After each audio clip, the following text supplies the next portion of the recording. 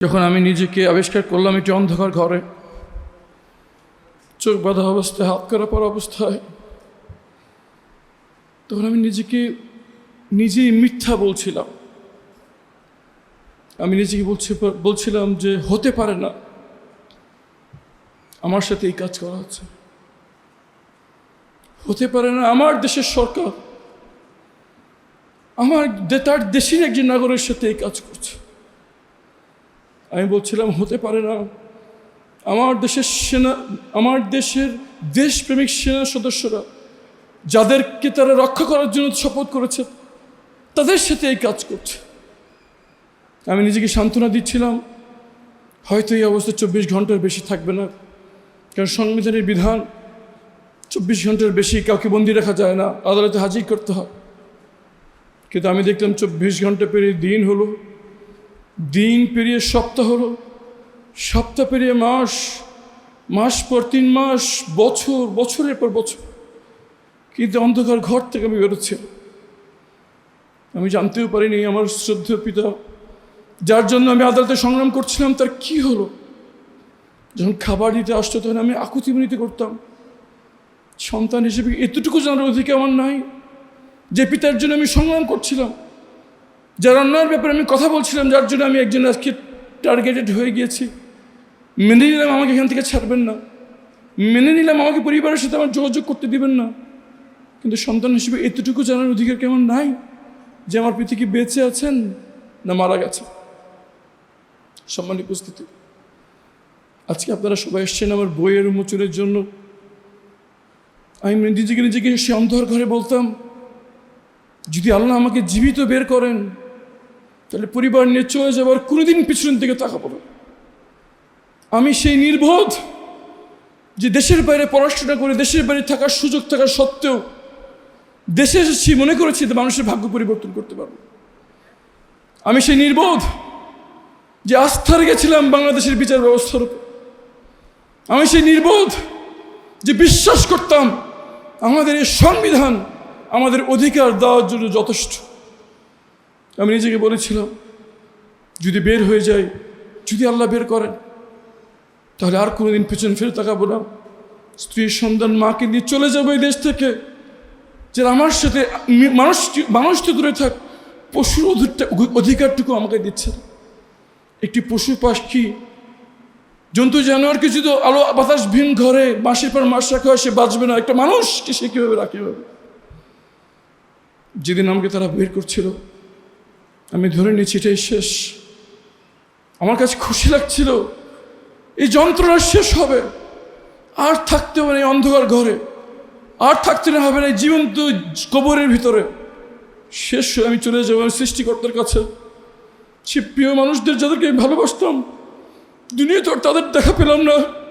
আল্লাহ, তুমি কালকে আমাদের ময়দানে জান্নাতে তুমি আমাদেরকে আবার একত্রিত করো। এই দোয়া করতে করতে সূরা ইয়াসিন পড়তে পড়তে আমি বেরোচ্ছি এবং অপেক্ষায় ছিলাম এখনই একটি গুলির আওয়াজ শুনবো, সব শেষ হয়ে যাবে। কিন্তু সব শেষ হলো না। পরে জানতে পারলাম কিছু নিরাপদ বাচ্চা ছেলেমেয়ের শাহাদাতের বিনিময়ে আল্লাহ ফ্যাসিবাদকে বিতাড়িত করেছেন, আমাকে ফিরিয়ে দিয়েছেন আমার পরিবারের কাছে। আমি তখনও সেই মুহূর্তে অটল ছিলাম যে আমি থাকবো না, দেশে চলে যাব। দরকার নাই, যেখানে অধিকার নাই, যেখানে আইন নাই, যেখানে আদালত নাই, যেখানে সংবিধান নাই, থাকবো না সেই দেশে।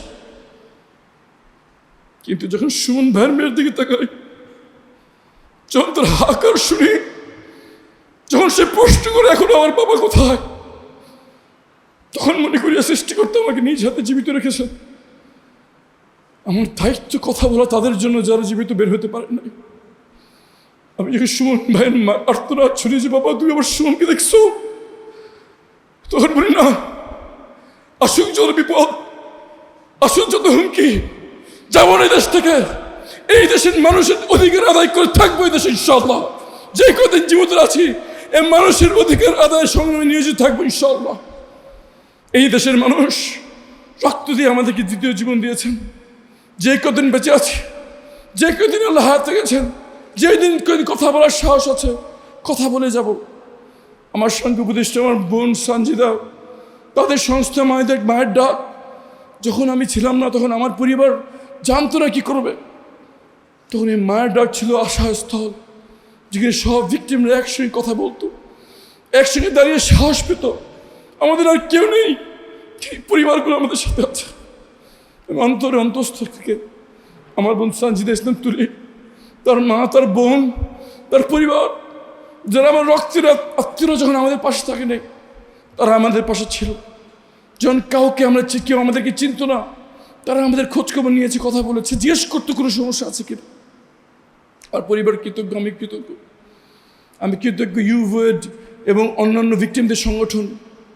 এই বিপ্লব পরবর্তী সময় আমরা মনে করেছিলাম আমাদের আর কিছু দুশ্চিন্তা থাকবে না, কিন্তু এখনও অনেক ভিক্টিম যারা বেরিয়ে এসছেন জীবন নিয়ে, স্বাভাবিক জীবনে ফিরতে পারছেন না, পড়াশোনায় ভালো চাকরি হচ্ছে না, ব্যবসা করতে পারছেন না, একটা ভালো বাসা ভাড়াও দিতে পারছেন না। কেমন করে সম্ভব এই বিপ্লবের পরও স্বাধীন বাংলাদেশে এই মানবতার জীবনযাপন? সবার মাধ্যমে আহ্বান জানাচ্ছি অন্তর্বর্তী সরকারকে, এই বোনদের জন্য কিছু করুন, এই ভাইদের জন্য কিছু করুন, এই পরিবর্তনের জন্য কিছু করুন।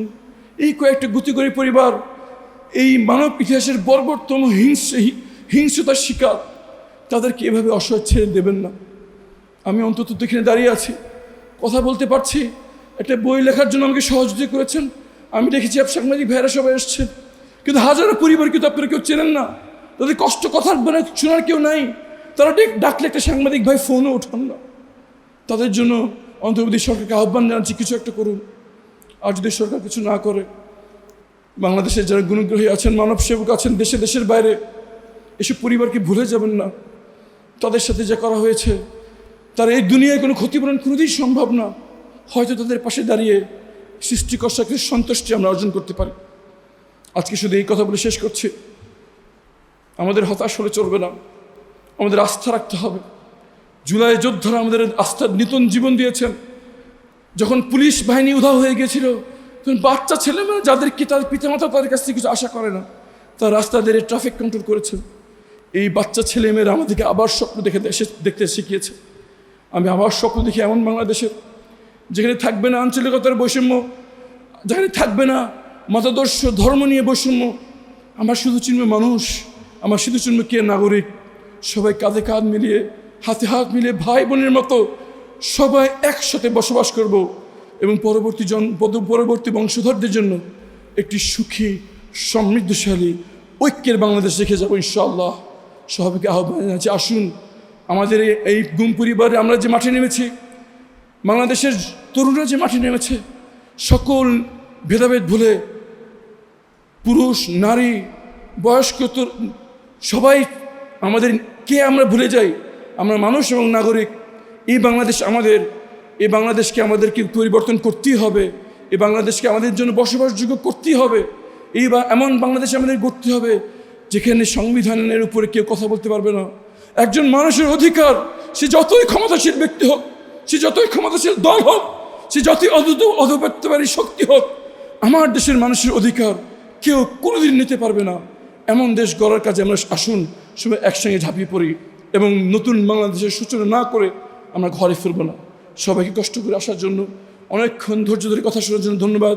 সম্মানিত অতিথিবৃন্দ, এত ব্যস্ত সময়ের মধ্যে তারা এসছেন, অন্তর থেকে ধন্যবাদ জানাই। আমরা কৃতজ্ঞ আপনাদের এই সহযোগিতা, আমরা এই পর্যন্ত এসেছি। আপনারা সবাই যদি আমাদের সাথে থাকেন, হয়তো সেই স্বপ্নের বাংলাদেশ আমরা গড়তে পারবো। সবাইকে অসংখ্য ধন্যবাদ আসার জন্য। বিশেষ করে কৃতজ্ঞতা জানাচ্ছি ডাকসু এবং ভিপি সাদিব কাইয়ুম এবং অন্যান্য সদস্যদের যারা এই অনুষ্ঠানকে বাস্তবতার রূপ দিয়েছেন। অন্তর থেকে ধন্যবাদ জানাই প্রচ্ছদ প্রকাশনী, যারা আমার লেখার কোনো হাতই ছিল না, আমি শুধু মুখে অডিও রেকর্ড করেছি, আমার বোনেরা সেটা টাইপ করেছেন, তারা সেটা একটি বইয়ে রূপান্তর করেছেন। অনন্ত ধন্যবাদ তাদের নিরলস কাজের জন্য। এবং ধন্যবাদ কৃতজ্ঞতা জানাচ্ছি সাংবাদিক ভাই বোনেরা, যারা কষ্ট করে ব্যস্ততার মধ্যে এসছেন। আপনারা জাতির কণ্ঠস্বর, আমাদের এই কথাগুলোকে জাতির কাছে পৌঁছে দেবেন। হয়তো আমাদের কথা শুনে যারা ঘরে বসে আছে, তারা অনুপ্রেরণাভাবে মাঠে নেমে আসুন, সবাই মিলে গড়ি স্বপ্নের বাংলাদেশ। আসসালামু আলাইকুম রহমতুল্লাহ বারকাতুহু।